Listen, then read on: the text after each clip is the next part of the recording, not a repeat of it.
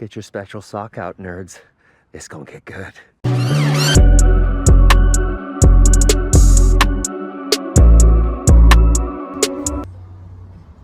All right, so right here we have a 2020 GMC Denali 2500. Vehicles involved in a front and rear end collision. Currently the vehicle will not start. You see we have no prindle. Many warning messages coming on the dash.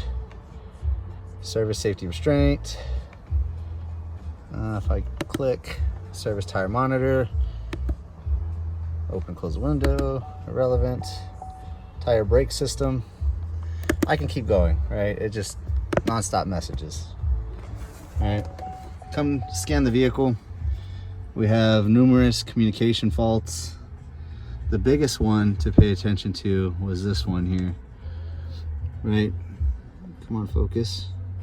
Serial gateway, data module processor 2, communication, control module communication, low speed control or CAN bus off. Okay, well, here we're on the lane departure camera and we are probed into the low speed network.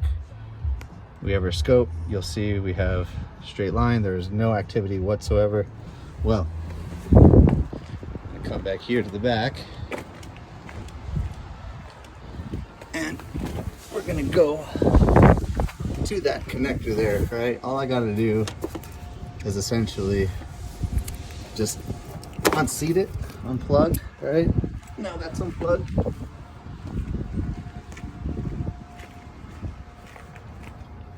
And we have our communications back, the ignition turned off, just no big deal. Oops, Siri got excited.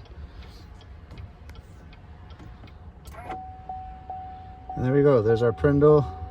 I'm able to start. Steering wheel is now unlocked. Now I can't start it because if I do, oh, it's not exactly ready to run, right? But moral of the story is a communication fault on your low speed network can render this vehicle to be a no start. These are all the modules that are on the low speed network, right? So these modules all report to a gateway, which in turn the gateway communicates that data onto the high speed bus to the other modules. Well, low speed network bringing down the entire vehicle essentially.